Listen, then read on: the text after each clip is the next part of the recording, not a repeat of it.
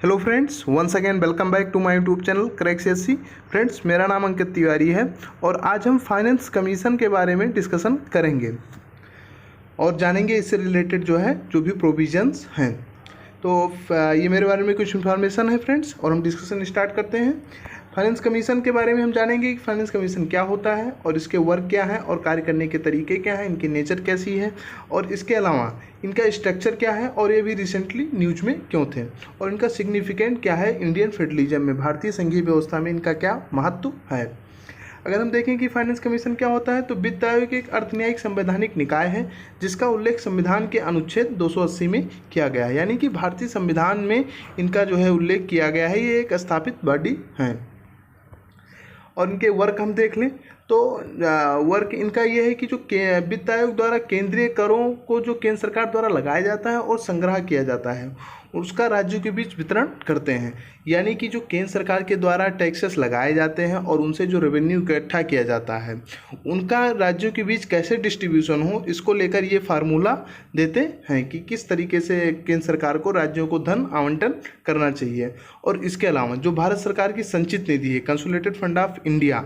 इससे राज्योयों को सहायता अनुदान देने के लिए भी अनुशंसाएं करते हैं। जैसे कि मैं अभी आपको एक एग्जांपल दूं, अभी कोविड-19 महामारी आई है जिसके कारण भारत के कई राज्य केंद्र सरकार से अपना निवेदन किए हैं, अपना मतलब कह रहे हैं कि हमको केंद्र सरकार और अतिरिक्त धन का आवंटन करे, क्योंकि हमारे पास जो बजट था उसका हमने कोविड-19 से लड़ने में खर्च कर दिया, तो हमें केंद्र सरकार और सहायता अनुदान दे। और इसके अलावा ये राज्य सरकार की जो संचित निधि है उसको बेहतर करने के उपाय सुझाते हैं कि राज्य सरकारों की आर्थिक स्थिति कैसे बेहतर हो। और राज्य सरकारों पे जो मुख्यतः दो संस्थाएं नगर पालिका और पंचायती राज निर्भर हैं, इनको वित्तीय सहायता कैसे दिया जाए इसको लेकर भी अनुशंसाएं देते हैं, ताकि ये दोनों संस्थाएं काफ़ी प्रभावी भूमिका निभा सकें अपने ग्राउंड लेवल पर। और एक जो सबसे इम्पॉर्टेंट चीज़ वो हमें ध्यान रखना है कि वित्त आयोग की जितनी भी ये रिपोर्ट देते हैं इनकी जो प्रकृति है, नेचर है, वो सलाहकारी प्रकृति की है, यानी कि जो ये सलाह देते हैं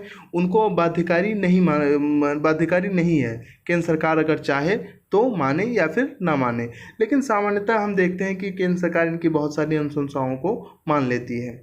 हम इनके स्ट्रक्चर के बारे में जान लें तो वैसे तो वित्त आयोग का कोई संविधान में स्ट्रक्चर संरचना के बारे में वर्णन नहीं था, लेकिन संसद के द्वारा वित्त आयोग अधिनियम 1951 बनाया गया जिसके अनुसार एक अध्यक्ष और 4 सदस्य होंगे। अगर हम देख लें अध्यक्ष और सदस्य के क्या क्वालिफिकेशन होंगे, तो जो अध्यक्ष होगा उसको सार्वजनिक मामलों का जानकार होना चाहिए, यानी कि जो इंडिया के बिगेस्ट पब्लिक इशूज हैं उनके बारे में उनको जानकारी होनी चाहिए। और एक जो फर्स्ट मेंबर होगा उसको हाई कोर्ट का जो जज बनने के लिए योग्यता होनी चाहिए, वो उसके अंदर क्वालिफिकेशन होनी चाहिए। जो सेकंड मेंबर होगा उसे सरकार के वित्त और लेखाओं के बारे में विशेष जानकारी होनी चाहिए, मतलब इसके लिए वो एक एलिजिबल तभी होगा। और जो थर्ड मेंबर होगा उसको भी सरकार के वित्तीय विषयों और प्रशासन के मामले में अनुभव होना चाहिए। और जो लास्ट मेंबर होगा उसको इकोनॉमिस्ट या फिर अर्थशास्त्र के बारे में विशेष ज्ञान होना चाहिए। तभी जब ये इतने लोग मिलते हैं तभी सरकार की वित्तीय कार्यवाहियाँ कैसे हों, हमारी वित्तीय नीतियाँ कैसे निर्धारित हों, इसको लेकर एक ये ढांचा तैयार करते हैं, ब्लूप्रिंट तैयार करते हैं और उससे देश में वित्तीय नीतियाँ निर्धारित की जाती हैं। अगर हम देखें अभी ये न्यूज़ में क्यों थे, इनका करंट स्टेटस क्या है, तो जो अभी 15वें वित्त आयोग के अध्यक्ष हैं श्री NK सिंह, इन्होंने राष्ट्रपति को 2021 के लिए अपनी अनुशंसाओं की एक रिपोर्ट प्रस्तुत की है। अभी जो 15वां वित्त आयोग है ये 2 कारणों से न्यूज में था। पहला कि इनको सरकार ने इस बार 2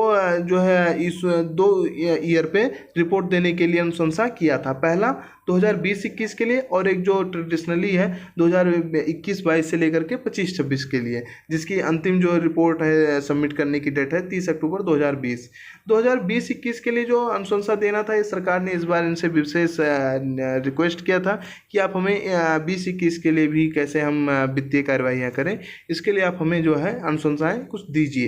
तो इससे रिलेटेड इन्होंने प्रोविज़न दिया। अभी इन्होंने क्या जो है अनुशंसाएं की हैं, इनके रिकमेंडेशन क्या है वो हम देख लें। तो अभी तक जो हमारे यहाँ स्टेटस वो ये है कि केंद्र सरकार का जो रेवेन्यू है उसमें जो स्टेट की शेयरिंग है 42% है, लेकिन अभी इन्होंने कहा है कि जो 42% है उसमें 1% कम कर दिया जाए और राज्यों को 41% दिया जाए। उसके पीछे जो इन्होंने आर्गूमेंट दिया है, तर्क दिया है, वो ये कि केंद्र सरकार द्वारा अभी पिछले वर्ष 2019 में जम्मू कश्मीर और लद्दाख दो जो है केंद्र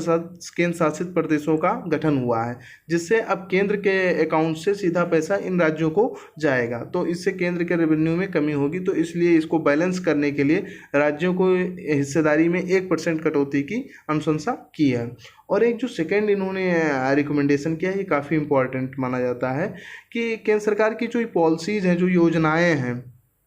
उनको तर्कसंगत बनाने की आवश्यकता है, उनका युक्तिकरण करने की आवश्यकता है। यानी कि केंद्र सरकार को बहुत सारी योजनाएं नहीं लानी चाहिए, क्योंकि जो हमें और अन्य क्षेत्रों में और पैसा खर्च करना है वो सिर्फ इसी में खर्च होकर रह जाता है, और फिर जो सरकार की अन्य क्षेत्र में कार्य करने हैं, जो अवसंरचना के क्षेत्र में काम करने हैं, उस पर कार्य नहीं हो पाता है। तो इसलिए इन्होंने कहा है कि इसको युक्तिकरण किया जाए। अभी हम आपको अगर एक एग्जाम्पल के माध्यम से इसको समझाने का प्रयास करें तो ये है कि केंद्र सरकार द्वारा अभी किसान सम्मान निधि योजना लाई गई थी पिछले वर्ष, जिसके तहत केंद्र सरकार प्रति वर्ष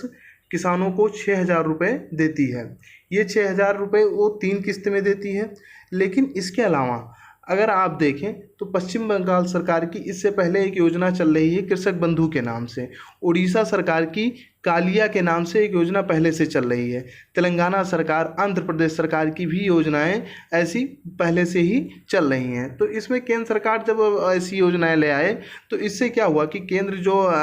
पैसा अन्य क्षेत्र में खर्च करना चाहता था, लेकिन अब वो खर्च नहीं हो पाएगा, क्योंकि अब वो किसानों के खाते में जाएगा। तो इसलिए इन्होंने इसको कहा है कि बैलेंस किया जाए। और इसके अलावा इन्होंने और भी कुछ अनुशंसाएं दी हैं, वो ये कि जो सरकार की लेखांकन, बजटीय और लेखा परीक्षा से मानक जो रिलेटेड मानक हैं, जो FRBM एक्ट को लेकर के जो है अनुशंसा की गई थी